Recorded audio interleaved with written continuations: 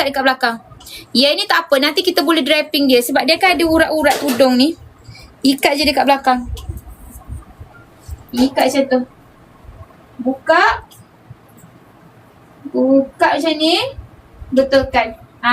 Dah tutup. Okay, so yang depan sini awak tarik je macam ni. Dah siap-siap ikat semua tu, tariklah macam ni. Okay, dah cantik dah. Macam tu je awak. So senang. Ada kalau kata nak pakai subang ke apa kan, pakailah. Pakai situ. Macam gitu. So yang ni warna charcoal nak pakai. Charcoal dia warna dark grey. Charcoal kadang-kadang orang confuse dengan warna dark sage, macam nak sama kan. Dia tak sama sebenarnya. Yang ni warna charcoal nak pakai, yang ni warna dark sage. Dark sage dia memang betul-betul warna hijau. Cantik kan kak? Cantik kak. Macam mana kak? Cuba nak pakai lagi sekali. Warna dark sage dia memang warna hijau, dia warna burung merak. Warna charcoal dia warna dark green. Okay, warna charcoal dia warna dark green. Okay Meh, nak pakai warna lain pula. Kita nak pakai warna apa tu? Yang ni senang, kiri kanan just jarum sahaja. Kalau kata macam tak selamat lah, nak ikat nak pin boleh tak? Boleh juga. Mari kita try.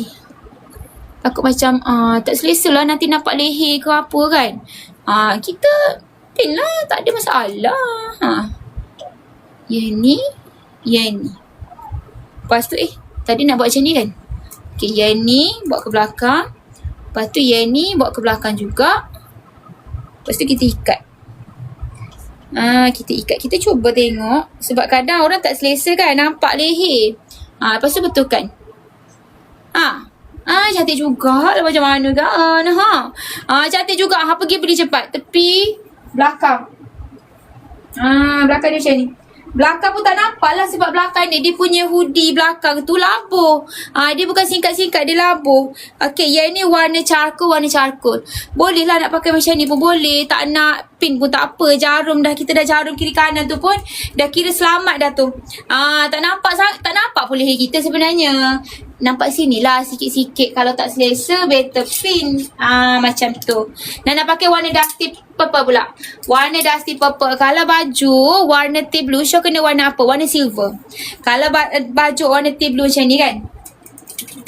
Baju tea blue macam ni, awak pakai warna dusty purple dia pun lawa. Sebab dusty purple, dia warna purple dusty tu sikit je. Dia ada dalam 1 ke 2% je warna dusty purple. Nampak dusty purple tapi dia lebih ke warna nude. So pakai dengan warna tea blue lawa. Paling cantik pakai dengan silver lawa.